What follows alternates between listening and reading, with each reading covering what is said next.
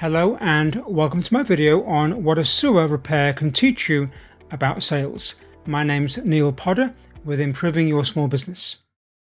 Over the years, I have read about and seen many companies that have challenges in sales. And typically they have a few chronic issues that cause customers not to buy. And these are often blind spots. They are things they don't see.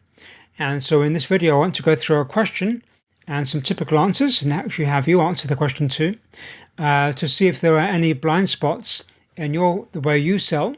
And then I'm going to give an analogy or an example of a sewage repair I had done to my house. So a blind spot is you're running along, maybe on a vehicle like here, and the car is over here on the left, but you just simply don't see it, so because it's a blind spot. And so these are fairly easy things to fix, but you may not see them, and we're going to discuss the question that can help you understand where they could be. Let's start with my example, and I'll paint the scene for you. I live in a 1974 house. 74 houses in my neighborhood have cast iron sewer pipes. Here are the cast iron sewer pipes below the house.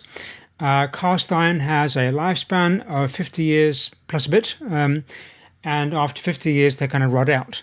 And so when they rot out, you get chronic blockages.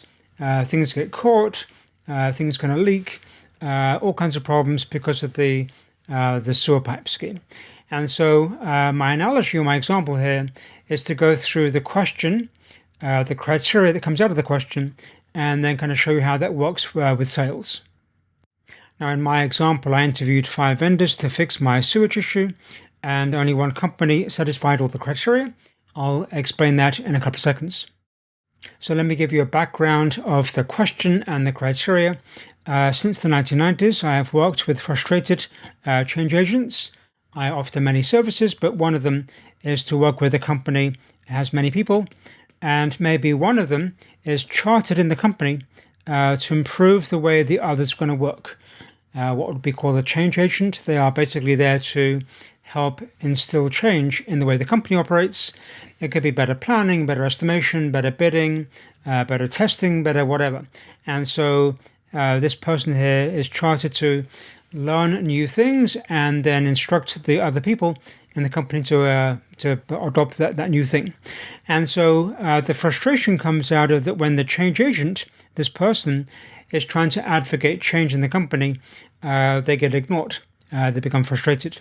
And so to fix that issue, which is the same as fixing the sales issue, you'll see in a couple of seconds, I would have them, this person here, just think about a situation where they were in sales. So they have to recall a shopping trip where that person had an exceptional experience with the salesperson, and they received the best treatment kind of ever. And the question is, what were the traits of the salesperson who made the experience so good? Now, you may want to pause the video for just a second and actually ask that question yourself before you go on, because then you'll have my answers and you won't have your own answers. So pause it. You think of a situation you've been in. Could be anything you purchased: food, restaurant, meal, shoes, car, fishing rod, headphones, it doesn't matter, but where you would have rated the salesperson kind of a 5 out of 5. Make a little list and then we'll go on. Okay, the pause is over. I'm sure you did the homework. Here's my list. Was helpful, understood my needs, did not pressure me, listened to my questions, was knowledgeable in the product or the service, did not sell me a more expensive item than I needed, offered a trial, gave me a fair price, a good return policy or warranty, replied to my questions in a timely manner, and provided excellent post-sale support. And so this is a simple list, but what I will call a blind spot. When I purchase things, and that's the example of my sewer pipe thing, most companies I interview, pretty much for everything at any time, do not do these things. They're obvious, but they're a blind spot. They are things that people do not do. They don't know they don't do them, blind spot, and therefore they have low sales because they have a blind spot. So when you ask the question to yourself or your colleagues you work with, you're going to get a slightly different list.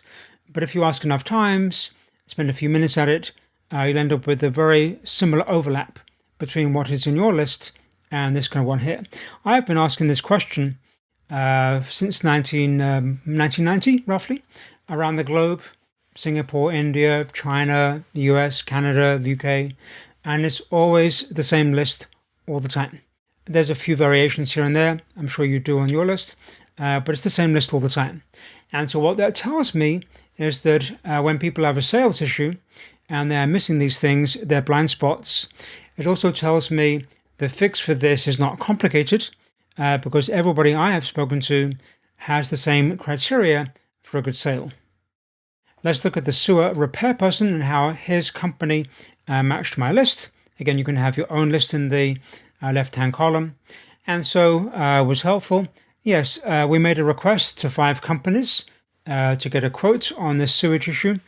And then this particular one we selected, the CEO visited the house twice to explain the options. One time with me asking questions and my wife was not here. And then because my wife was concerned about, now you're going to destroy the landscape, or you're going to destroy whatever, they actually came back.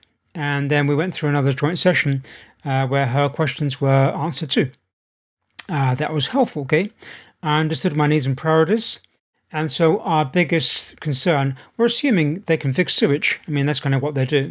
But our biggest concern is that you're going to wreck the yard. You know, the yard we've spent a lot of time on, probably 15 years trying to keep it compliant to the neighborhood. We don't want that destroyed in a heartbeat, okay? And so they're going to be digging trenches and piling soil up everywhere and making a huge mess, which they did. And we're concerned about, how do they put that back at the very end. So he definitely understood that. Didn't pressure me. They gave me many options and 90 days to decide, 3 months. So again, the quote was good for 3 months, so no pressure to do anything. Nothing like, have to decide in 5 days, and otherwise you're dead. Listen to my questions and give direct answers. And so, yes, the CEO knew about that particular product and service, pretty much everything about it. And when he didn't know, like exactly where they're going to dig holes and whatever, he had a foreman that he spoke to kind of figure that out. And so he got back with me on everything if he didn't actually know himself. Knowledgeable. He's the only guy that came to the house at the beginning with his camera, underground camera, and a kind of detection device on the surface to figure out kind of where the problems were, what the pipe looked like, how to address it and whatever. And nobody else bothered to have that in the other 4 vendors. So I would say that was very knowledgeable. Was able to kind of add some technical expertise at the very beginning. Didn't sell me on a more expensive item. Actually gave me 5 proposal options that were particularly good. Partial solution, full solution, different kind of approaches. And so I got that too. I thought it was good.